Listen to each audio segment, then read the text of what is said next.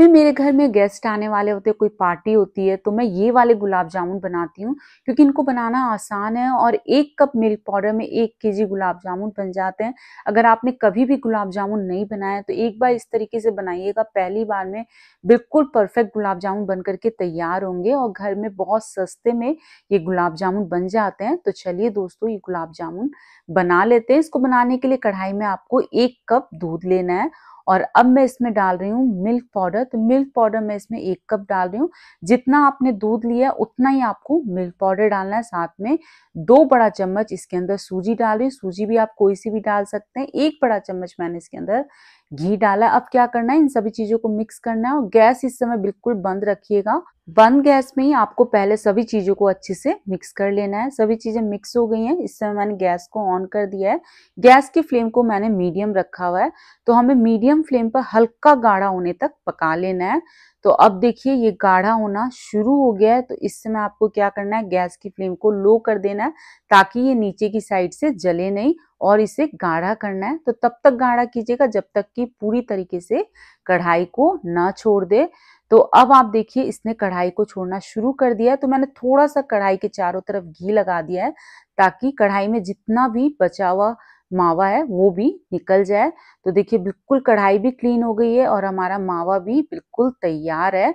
तो मैंने इसे कढ़ाई से निकाल करके एक बड़े से बर्तन में डाल दिया है और इसे एक बार अच्छे से स्पैचुला से या फिर किसी भी चम्मच से मिक्स कर लेंगे और इसे ठंडा होने के लिए रख देंगे। तो जब तक ये हल्का सा ठंडा हो रहा है हम चाशनी तैयार करेंगे। तो कढ़ाई में मैंने 1.5 कप चीनी डाली है और अब मैं इसके अंदर 1.5 कप पानी डाल रही हूँ। तो जितनी आप चीनी लेते हैं उतना ही आपको पानी डालना है क्योंकि जो गुलाब जामुन की चाशनी होती है वो पतली होती है और अब हमें बीच बीच में चलाते हुए चीनी के घुलने तक पका लेना है। तो इस समय देखिए चीनी पूरी तरीके से घुल गई है। तो मैं इसमें 4 इलायची डाल रही हूँ और अब हमें क्या करना है, इसे 3 से 4 मिनट के लिए उबलने देना है। इसको उबलते हुए 3 से 4 मिनट हो गए। तो चलिए चेक कर लेते हैं। इसकी जो चाशनी होगी हल्की चिपचिपी शहद की तरह होगी। तो ये शहद की तरह चिपचिपी हो गई है। गैस को मैंने बंद कर दिया। अब चाशनी को साइड में रख देते हैं और इधर जो हमने मिक्सचर ठंडा होने के लिए रखा था वो हल्का ठंडा हो गया है। तो एक बार हाथ से अच्छे से मिक्स कर लेंगे। बहुत ज्यादा इसे मसलने की जरूरत नहीं है, बस आप हाथ से अच्छे से मिक्स कर लीजिए।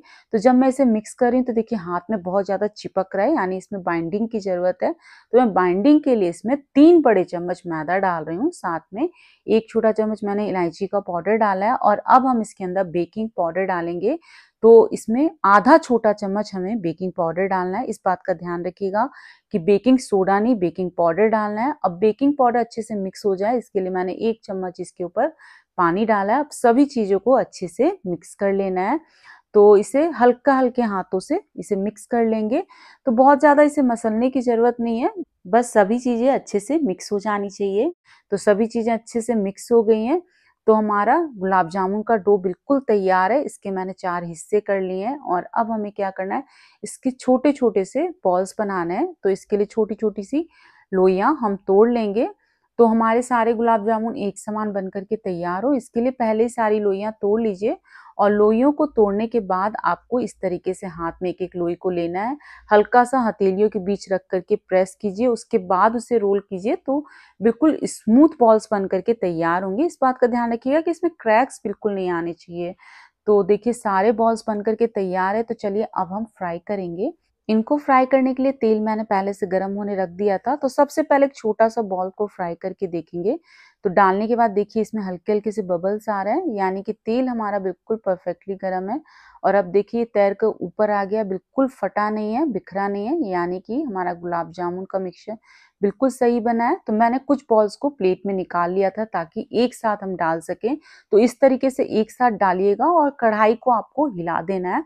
तो आप देख सकते हैं हल्के हल्के से बबल्स आ रहे हैं। तो बिल्कुल तेल इतना ही गर्म होना चाहिए और गैस की फ्लेम को आपको मीडियम रखना है। तो अब आप देख सकते हैं सारे जो बॉल्स हैं वो ऊपर फ्लोट करके आ गए हैं। तो इस समय आपको चम्मच से इसे लगातार चलाते हुए फ्राई करना है ताकि बिल्कुल इनका एक समान गोल्डन ब्राउन कलर आ सके। और अब ये हल्के से फ्राई हो गए हैं। तो अब आपको क्या करना है, गैस की फ्लेम को लो करना है और लो फ्लेम पर इसे फ्राई करना है जब तक कि इसका डार्क गोल्डन ब्राउन कलर ना आ जाए।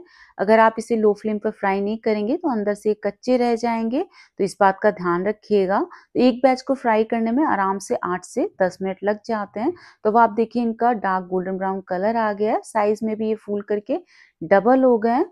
तो ये बिल्कुल अच्छे से फ्राई हो चुके हैं, तो मैं इसे निकाल ले रही हूँ। और आपको इन गुलाब जामुन को निकालने के बाद डाल देना है चाशनी में। तो इसके लिए इस समय जो चाशनी है वो गर्म होनी चाहिए। अगर आपकी चाशनी ठंडी हो गई है तो उसे पहले गर्म कर लीजिए, उसके बाद इन बॉल्स को डालिए। तो मैंने सारे बॉल्स फ्राई करके इस चाशनी में डाल दिए हैं, लेकिन जब मैंने और बॉल्स फ्राई किए तब तक चाशनी ठंडी हो गई थी। तो इस समय आपको क्या करना है, गैस पर रखना है इस कढ़ाई को और चाशनी में एक उबाल आने देना है। जब एक उबाल आ जाए तो गुलाब जामुन को थोड़ा अलट पलट दीजिए, गैस को बंद करिए और इसे ढक करके आधे घंटे के लिए छोड़ दीजिए, ताकि गुलाब जामुन के अंदर तक पूरी चाशनी चली जाए। और जब हम इस तरीके से चाशनी को गर्म करते हैं तो क्या होता है कि गुलाब जामुन को चाशनी में बहुत देर रखने की जरूरत नहीं पड़ती है। तो सिर्फ आधे ही घंटे हुए थे और गुलाब जामुन हमारे बिल्कुल खाने के लिए तैयार है। बहुत ही सॉफ्ट, बहुत रसीले गुलाब जामुन बने। आप इसे गर्मा गर्म भी खा सकते हैं, ठंडे करके भी खा सकते हैं। तो फ्रेंड्स, अगर आपको गुलाब जामुन की रेसिपी पसंद आई हो तो प्लीज लाइक शेयर सब्सक्राइब करना ना भूलें।